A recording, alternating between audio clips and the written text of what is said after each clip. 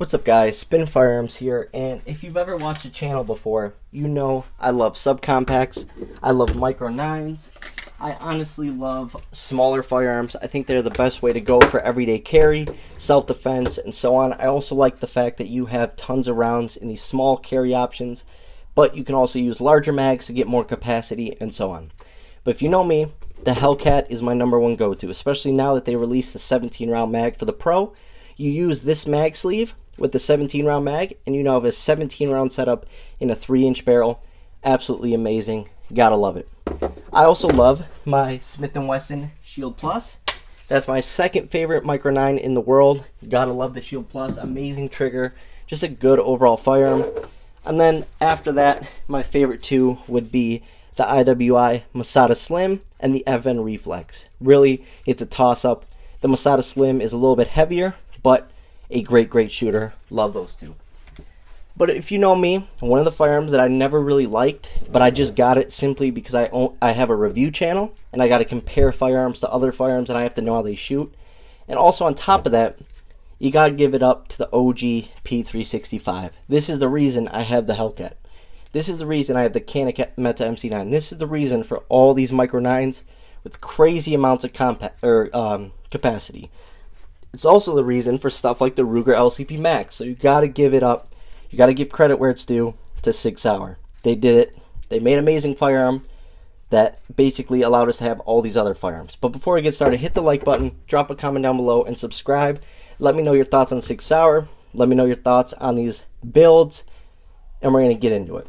So I've never really liked the SIGs, and it's not that they're bad shooters, they're great shooters, and every time I take someone to the range for their first time, they absolutely love shooting the SIGs. They love the trigger, they love the feel, and on top of that, a lot of women love the grip size because it is so thin and small that it really fits their hand really well.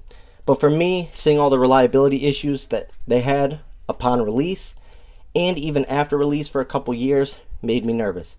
And on top of that, owning 4 of them, one of mine basically crapped out on me at about 400 rounds and caused me some issues. So ever since then, I was never a big fan of the SIG P365, even though I like to shoot them. Now that I have them all up and running, they run reliably, I actually sort of like them. But I want to make a perfect build, and people always get on me for building Glocks and adding stuff to Glocks and stuff like that. But SIG owners are the exact same way. We like to customize our firearms with good quality parts that aren't going to cause us to lose reliability. So that's exactly what I'm setting out to do. I'm going to make 2 awesome SIG P365 builds. As you can see, this is a regular P365, chambered in 9, and then this is the XL. And I'm going to make 2 awesome builds. And I already have some parts ordered for this build right here, but I haven't quite started it yet. This is the first one I've started. And what I've done so far is I've added the Armory Craft Sig Sauer X grip module.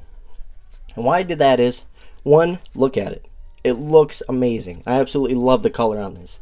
I also have a new trigger coming in and some other parts, so you're going to see how it contrasts with the trigger. But my absolute favorite thing about it is the grip texture.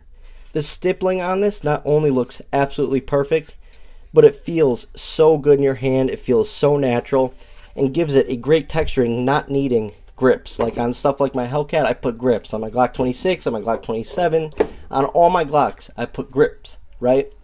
This grip module takes care of that problem. Also, a big thing I'm a fan of is having memory pads. 1, to help you fight a little recoil with a little bit of texture, and 2, for always associating your finger with being off the trigger to some sort of little texturing or spot on the firearm. And I always used to complain about that because when I'd put my thumb on the firearm, it would just be in this little rail slot right here and it would slide. So you're trying to fight recoil on these smaller firearms and your thumb is just sliding. Which here, when I grab it, I have a little bit to hold on to give me a little bit more of, a purchase on the firearm to help fight some recoil. So overall, I absolutely love this grip module. I went with this one. I do have the Wilson Combat grip modules, which you're going to see on this build.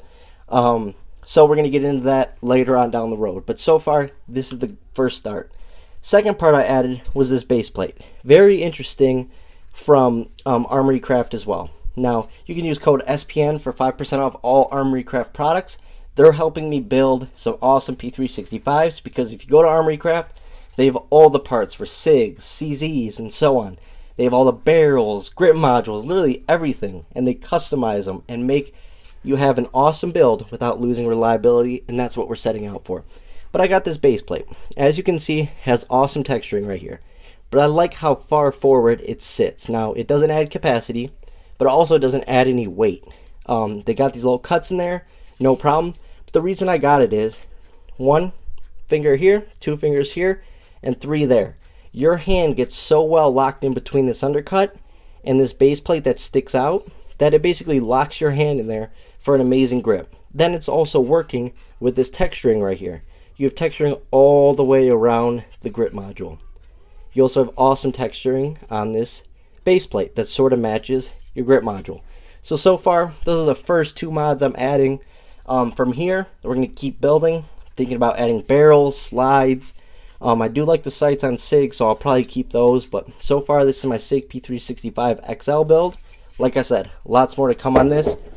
And this is my SIG P365, a little boring, but we're going to spruce this up a little bit, make it look pretty awesome, and we're going to be using a lot of Armory Craft parts. Like I said, I'm pairing up with them to build the perfect P365, test it, make sure it's reliable, and possibly one day, these could be one of my carry firearms. So let me know your thoughts on the SIG P365 in general. Let me know your thoughts on the build that I've started.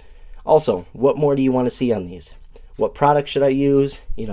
And so on. Drop it all in the comments, and once again, code SPN for 5% off Armory Craft products. It also helps the channel. Thanks for watching, guys.